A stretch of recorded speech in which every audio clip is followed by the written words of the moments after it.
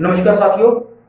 आप सबके प्रेम और स्नेह के कारण और इतने सारी रिक्वेस्ट आने के बाद मैंने ये फैसला किया है कि क्यों ना आप सबको कुंडली पढ़ना बनाना सिखाया जाए। चलो तो शुरू करते हैं हम आज से ये सीरीज, जिसके अंदर हम कुंडली बनाना और पढ़ना सीखेंगे। वैदिक ज्योतिष के अनुसार जन्म कुंडली के 12 भाव होते हैं और ये 12 भाव व्यक्ति के जीवन के संपूर्ण क्षेत्रों की व्याख्या करते हैं। इन भावों में स्थित राशि, नक्षत्र तथा ग्रहों का अध्ययन करने के बाद ही हम किसी जातक या किसी व्यक्ति विशेष की राशि फल के बारे में या उसके बारे में बता सकते हैं। प्रत्येक भाव का संबंध किसी विशेष राशि से होता है। और अब हम क्या करेंगे कि कुंडली बनाना और उसके अंदर हर भाव की जो राशि है उसके बारे में जानकारी हासिल। हाँ तो दर्शकों, अब हम क्या करेंगे, अब हम पूरा का पूरा इसको जानने की कोशिश करेंगे कि कुंडली बनती कैसे है। आपने क्या करना है, स्केल और पेंसिल या कोई कलम की सहायता से आपने इस तरह से क्या करना है, एक चकोर होता है स्क्वायर या एक रेक्टेंगल ड्रॉ कर लेना है।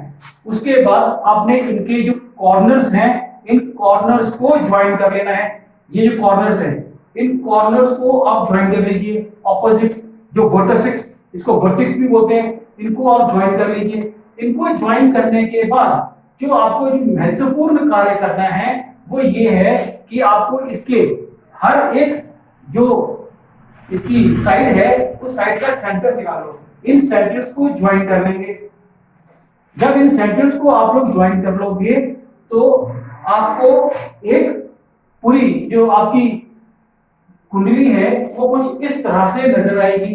अब इन कुंडलियों के अंदर हर कुंडली के जो खाना है, जितने भी बॉक्सेस बन गए हैं, इन सब खानों को हम लोग क्या बोलते हैं, भाव बोलते हैं। और हर भाव का एक अपना अंक है। अब वो अंकों को जानिए। जो अंक है ये है इसका प्रथम भाव, ये है इसका द्वितीय भाव, ये है तृतीय भाव, ये चतुर्थ भाव, ये पंचम भाव, ये छठम भाव, सप्तम भाव, अष्टम भाव, नवम भाव, दशम भाव, ये है इसका एकादश भाव, ये है इसका द्वादश भाव। अब आप याद रखिएगा कि मैंने क्या बोला, इसको 11th हाउस को मैंने क्या बोला है, द्वादश नहीं बोला, एकादश भाव है। और ये क्या है, 12th हाउस क्या है, द्वादश भाव है। अब इन सब भावों के अंदर अगर हम देखें, इन सब के अंदर एक अपनी अपनी राशि होती है। अब वो राशि को जानिए। इसके अंदर जो पहले भाव की जो राशि है उसके अंदर आता है, यहाँ पर होता है मेष राशि का यहाँ पर प्रभुत्व माना जाता है। जो ये है यहाँ पर हमारे पास क्या है, वृषभ राशि, यहाँ पर आता है वृषभ राशि। फिर हमारे पास जो इधर आता है, यहाँ पर आता है मिथुन राशि। देन ये जो 4th नंबर है, 4th नंबर पे हमारे पास आएगा कर्क राशि। और पंचम स्थान पे जो है हमेशा कौन सा होता है, सूर्य। छठम जो स्थान है यहां पर होती है कन्या राशि।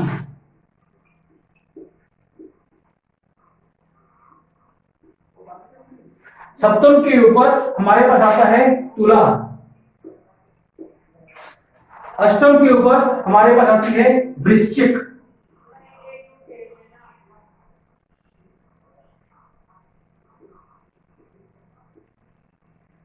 नवम के ऊपर हमारे पास आते हैं बृहस्पति। हमने यहां पे गुरु लिख दिया तो आप लोग याद रखना, हम इसको धनु भी बोलते हैं। धनु राशि, राशि के हिसाब से प्रभु जो इसके स्वामी हैं वो गुरु हैं, तो ये याद रखिएगा। फिर यहां पे आता है मकर। जो 11th हाउस है इसको हम लोग बोलते हैं कुंभ। देन लास्ट कम्स मीन। तो अब इस तरह से हमने क्या जाना, हमने जाना कि प्रथम भाव के अंदर कौन सी राशि होती है, मेष। द्वितीय में वृषभ, तृतीय भाव में मिथुन, चतुर्थ में कर्क, पंचम में सूर्य, छठम में कन्या, सप्तम के अंदर तुला राशि, अष्टम में वृश्चिक राशि, नवम के अंदर हमारे पास धनु राशि, दसम के अंदर मकर, 11वें में हमारे पास यानी कि जो हमारा एकादश भाव है उसमें कुंभ, द्वादश भाव में हमारे पास मीन राशि। हाँ तो दर्शकों अब ये है, ये पहला भाव जो था कौन सी राशि है, मेष, इसका स्वामी कौन है, मंगल। द्वितीय भाव का स्वामी राशि कौन सी है, वृषभ, स्वामी है शुक्र। द्वितीय भाव का जो राशि है वो है मिथुन, स्वामी है बुध। चतुर्थ भाव जो राशि है यहाँ पर कर्क, स्वामी है चंद्र। और पंचम भाव की जो राशि पड़ती है वो पड़ती है सूर्य, और इसका स्वामी भी सूर्य ही है। कन्या जो है वो क्या है, राशि पड़ती है यहाँ पे कन्या, और यहाँ पर जो इसका इस भाव का जो स्वामी है वो है बुध। अब ये जो भाव है सप्तम भाव, इसके अंदर जो राशि आती है तुला, और इसका स्वामी है शुक्र। अष्टम भाव जो राशि है वृश्चिक, मगर इस भाव का जो स्वामी है मंगल। नवम भाव का स्वामी क्या है, गुरु। दसम भाव का स्वामी शनि। एकादश भाव का स्वामी शनि, द्वादश भाव का स्वामी गुरु। अब मैंने जो इतनी बातें बताई, हर एक भाव का अपना अपना स्वामी है। अब जितने भी ये भाव हैं, अगर मैं इसी भाव के बारे में बात करूं, जो प्रथम भाव है जिसको कि लगन भाव भी बोला जाता है, ये क्या है, ये एक व्यक्ति विशेष के बारे में, एक जातक के बारे में, या जो अपनी जन्म पत्रिका लेके आया होता है उसके बारे में, जिसकी भी जन्म पत्रिका बनी होती है उसके व्यक्ति के बारे में बहुत सारी चीजें, जितनी जानकारी देता है। अभी जिस तरह से ये जो भाव है प्रथम भाव से हम लोग किसी भी व्यक्ति की कद काठी, स्वभाव, उसका रंग, उसके जो कंधे के ऊपर का हिस्सा, वो हम इन सब चीजों को देखते हैं कि उसका अपना सेल्फ यानी कि उसकी पर्सनैलिटी क्या है, वो कितना यश संसार में कमाएगा, कितना नाम कमाएगा, इन सब चीजों का बोध करते हैं और जानकारी हासिल करते हैं। और वैदिक ज्योतिष के अंदर ये बात को बड़ी भांति समझा जाता है कि अगर कोई व्यक्ति सिर्फ लगन भाव को देख ले और लगन भाव के ऊपर दृष्टि डाले, लगन भाव से ही वो उस जातक के बारे में सब कुछ बता सकता है, यहां तक बता सकता है कि वो किस क्षेत्र में जाके कार्य करेगा और वो कितनी प्रगति अपने जीवन काल में करेगा। इतना कुछ हम यहाँ से जान सकते हैं। इसी तरह से हर एक भाव अपना अपना स्थान रखता है और हर भाव को देखने पर ही हम बता सकते हैं कि वो व्यक्ति के बारे में। मगर अब हर भाव क्या कहता है, अब मैं आपको इसके बारे में बताता हूं ताकि कि आप उसको अच्छी तरह से समझ सकें। हाँ तो दर्शकों, जो पहला भाव है, पहले भाव के से हम लोग किन किन चीजों के बारे में जानकारी हासिल करते हैं, व्यक्ति के जन्म के बारे में। इसके पहले कि मैं आगे चलूं मुद्दा को, पहला भाव किसको दर्शाता है, अपने आप को, जिसकी भी जन्म पत्रिका है उसके बारे में होता है, सेल्फ के बारे में, हमारे अपने बारे में। तो ये क्या है, जन्म, कि उसका जन्म क्यों हुआ, जन्म होने का कोई कारण तो होगा, पूर्व जन्म से लेना देना किसका है, प्रथम भाव का। तो प्रथम भाव से हम पता करेंगे जन्म का कारण, सुख, कितना सुख उसको जीवन में मिलेगा, कितना यश और कीर्ति वो कमाएगा, उसको मान सम्मान कितना मिलेगा, उसकी आयु कितनी होगी, व्यक्ति का स्वभाव कैसा होगा। अगर मान लीजिए कि पहले खाने में सूर्य आ जाए, इंसान चिड़चिड़ा होगा, इंसान छोटी छोटी बात पे गुस्सा करने वाला हो सकता है, ये चीजें, उसका बालकाय जीवन, उसके बचपन में उसके साथ क्या होगा, उसके सिर के बाल कैसे होंगे, उसकी कद कितना ज्यादा होगा, उसकी काठी कैसी होगी, उसकी रंग रूप क्या होगा, उसके जीवन में वो किस दिशा को हासिल करेगा, कितनी रुतबा अपना समाज में जो उसका स्थान है वो कैसे हासिल करेगा, समाज में उसकी क्या पहचान होगी। ये सब चीजें हम कहां से करते हैं, पहले भाव से पता करते हैं। मगर इसके अंदर और भी बहुत कुछ है, वो सब हम एक एक भाव को लेके जब पढ़ना शुरू करेंगे या समझाना शुरू करूंगा तब बताऊंगा। अभी आप सिर्फ इतना ध्यान रखिए कि पहले भाव से हम इन चीजों को हासिल। अब आती है बात दूसरे भाव की, यानी कि द्वितीय भाव। द्वितीय भाव से को हम लोग कुटुंब भाव या धन भाव भी कहते हैं। जो कुटुंब का मतलब होता है परिवार, इसका लेना देना परिवार से होता है कि हमारा परिवार कितना समृद्ध होगा, कितना खुशहाल होगा, उसके बारे में यहाँ से जानकारी लगा सकते हैं। दूसरी बात आती है धन भाव कि हर एक जिस व्यक्ति की एक पत्रिका होगी, हम इस द्वितीय भाव को देखकर हम ये जानकारी हासिल कर सकते हैं कि वो अपने जीवन में कितना धन संचय करेगा। संचय का मतलब होता है जमा करेगा, उसकी नेत्रों के बारे में जानकारी कर सकते हैं, खास तौर से दाएं नेत्र के बारे में, और उसके मुख के बारे में, उसका चेहरा देखने में कैसा होगा, सुंदर, सुशील, ये किस तरह से होगा। फिर उसकी वाणी, वाणी से हम कहते हैं आवाज, उसकी आवाज कितनी होगी, अच्छी होगी, कड़वी होगी, नरम होगी, आवाज में कितनी कड़कता होगी, ये सब चीजें यहाँ से निकल के आती हैं। परिवार के बारे में मैं बता चुका हूँ आपको, तो ये सब चीजें हैं। मगर इन सब भावों को हम एक एक करके और डिटेल में हम लोग इसको जानकारी हासिल करेंगे, मगर आने वाले वक्त के ऊपर। और साथ में हम ये भी जानकारी हासिल करेंगे कि अगर मान लीजिए यहाँ पर ये पहला जो हमारा भाव है, यहाँ पर हमारे पास मेष राशि आती है, और यहाँ पे हमारे पास जो इसके स्वामी है मंगल है, यहाँ मंगल ना होके मंगल मान लीजिए हमारे चतुर्थ भाव में आ गए, या हमारे नवम भाव में आ गए, हमारे इसमें आगे जो हमारा द्वादश भाव है, 12वां भाव है, इसके अंदर आगे, तो क्या होगा, तो हम हर एक जो ग्रह है हम उस सब ग्रहों को बारी बारी देखेंगे कि अलग अलग जो भावों में बैठकर वो क्या फल देते हैं। मगर अब हम छोटे छोटे करके इसको समझने की कोशिश करेंगे।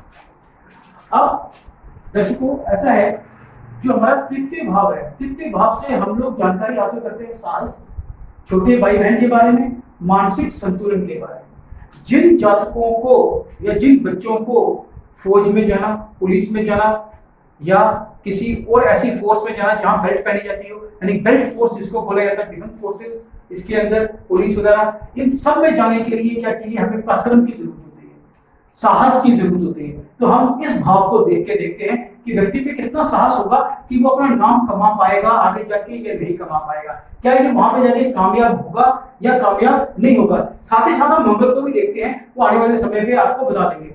यहाँ से हम लोग छोटे भाई बहन को भी देखते हैं, और साथ में क्या वो एक ऑफिसर बनेगा, क्योंकि ऑफिसर का मानसिक संतुलन ठीक होना बहुत जरूरी होता है। तो इसीलिए हम ये भी देखते हैं कि उसका मानसिक संतुलन यहाँ से कैसा होगा, कि वो स्थिर बुद्धि का होगा या नहीं होगा। अगर बुद्धि की बात की जाए तो हम पहले भाव से भी उसकी बुद्धि को देखते हैं, हम उसके माइंड को देखते हैं, क्योंकि मैंने बताया कंधे के ऊपर था। अगर पहले भाव के अंदर कुछ ऐसा हो जाए कि वो बिल्कुल ही कमजोर पड़ गया है पहला भाव, तो क्या होगा, इंसान नकारा हो जाता है, पैरालिसिस हो जाता है, और वो अपनी बुद्धि का कभी जिंदगी में इस्तेमाल नहीं कर पाता है। खैर, ये जो थी आपके तृतीय भाव की बात। अब आते हैं चतुर्थ भाव। चतुर्थ भाव हमारे जीवन का बहुत ही महत्वपूर्ण भाव है, लगन के साथ साथ, क्योंकि ये माता का भाव होता है, और माता हमेशा अपने बच्चे को सुख देने की कोशिश करती है, इसलिए इसको सुख भाव भी कहा जाता है। इसके अंदर से हम लोग एक चीज और देखते हैं कि व्यक्ति कितना उसके जीवन में वाहन का सुख है या नहीं है, घर का सुख है या नहीं है, जमीन जायदाद का सुख है या नहीं है, यानी कि प्रॉपर्टी उसके पास होगी या नहीं होगी, क्या उसको अपनी माता की तरफ से या अपने परिवार की तरफ से क्या प्रॉपर्टी उसको मिलेगी या नहीं मिलेगी, ये सब चीजें हम यहाँ पे देखते हैं। और क्या वो अपना घर उसका पास होगा या नहीं होगा, ये सब चीजें हम चतुर्थ भाव से देखते हैं। पंचम भाव का जहां तक सवाल है, तो पंचम भाव में हम लोग जो चीज देखते हैं वो देखते हैं उसके संतानों के बारे में, कि उसकी कितनी संतान होंगी और संतान कितनी देर में होंगी, ये सब चीजें यहाँ से देखी जाती हैं। साथ साथ में देखते हैं उसकी अपनी बुद्धि के बारे में, कि वो उसकी बुद्धि कितनी अच्छी होगी, कि वो कितना बुद्धि को इस्तेमाल कर पाएगा। आपने देखा बहुत सारे बच्चे पढ़ते तो बहुत हैं, बहुत सारे छात्र, मगर उनको याद नहीं रहता या फिर उनका पढ़ने का मन नहीं करता। वो सब चीजें हम पंचम भाव को लेकर देखते हैं। अब दर्शकों, जो छठा भाव है, इसके लिए हम लोग देखते हैं रोग। रोग यानी कि बीमारी, शत्रु, दुश्मन, ऋण, कर्जा, इन सब चीजों का विचार हम लोग छठे भाव के स्वामी को देखकर करते हैं। और हम ये भी देखते हैं कि छठे भाव पर किसकी दृष्टि पड़ रही है। ये सब चीजें हम अभी टाइम आने पे सीखेंगे। अभी तो ये पता लगता है कि छठे भाव में से हम इन चीजों का विचार करते हैं। जो आपका सप्तम भाव है, इसमें से जो विचार किया जाता है वो किया जाता है विवाह का, जीवन साथी का, कि जो आपकी जो विवाह होगा किसके साथ होगा, उसके साथ आपका निर्वाह कैसे होगा, उसके साथ आपकी बनेगी या नहीं बनेगी, ये सब चीजें हम यहाँ से देखते हैं। आपके पार्टनर का, कई बार आप बिजनेस करते हो, व्यापार करते हो, क्या आपका जो पार्टनर है उसके साथ आपकी निभेगी नहीं निभेगी, आगे चल के झगड़े होंगे, ये सब चीजें हम यहाँ से विचार कर लेते हैं। इसीलिए जब भी आप किसी अपनी पत्रिका को लेके किसी के पास जाते हो, तो जो ज्योतिषाचार्य हैं वो आपको क्या बोलते हैं कि आपको पार्टनरशिप नहीं करनी है, वो क्यों बोलते हैं? क्योंकि आपके यहाँ पर ये या आपके सप्तम भाव में या सप्तम भाव का स्वामी या फिर सप्तम भाव पर किसी ऐसे ग्रह की दृष्टि पड़ रही होती है जो कि आपके जितने भी पार्टनर्स हैं उनके साथ आपकी बनने नहीं देता। तो वो ये ऐसे आपकी दोस्ती वगैरह सब कुछ बनाएगा, मगर काम काज के अंदर टाइम डाल के वो आपकी क्या करेगा, शत्रुता को पैदा कर देगा। इसीलिए वो इस चीज को हम विचार करते हैं। फिर आता है आपका अष्टम भाव। अष्टम भाव व्यक्ति की अपनी आयु के बारे में बताया। ये आयु किस लहजे से होती है? ये होती है कि उसके जीवन में कोई खतरा तो नहीं है, कोई उसकी दुर्घटना तो नहीं होगी, कोई एक्सीडेंट तो नहीं होगा। आपने देखा होगा ज्योतिषाचार्य बहुत बार आपकी भविष्यवाणी करते हैं या आपको जानकारी देते हैं कि क्या है कि आप वाहन चलाओगे तो आपकी दुर्घटना हो जाएगी। तो इन सब चीजों का विचार यहाँ से किया जाता है। मेरी जानकारी देने का ही आपको पूरा का पूरा मेरा मत सिर्फ इतना है कि जो ज्योतिष विद्या के साथ वैदिक ज्योतिष विद्या के अंदर सिर्फ इतना ही बताया गया है कि यहाँ से इस भाव से हम इन चीजों का विचार करते हैं। इसको मेरा किसी को डराने का कोई भी ऐसा प्रलोभन मैं नहीं दे रहा या किसी को मैं ऐसा नहीं बोल रहा कि इसको देखकर बैठ जाओ तो ऐसे होता होगा। अब जो आपका नवम भाव है, नवम भाव जो है बहुत महत्वपूर्ण है जीवन के अंदर। इसके अंदर क्या है? भाग्य। आपका भाग्य कितना अच्छा है यहाँ से हमको पता चलता है। यहाँ से हमको आपके पिता के बारे में भी पता चलता है कि वो कितने ज्ञानी होंगे।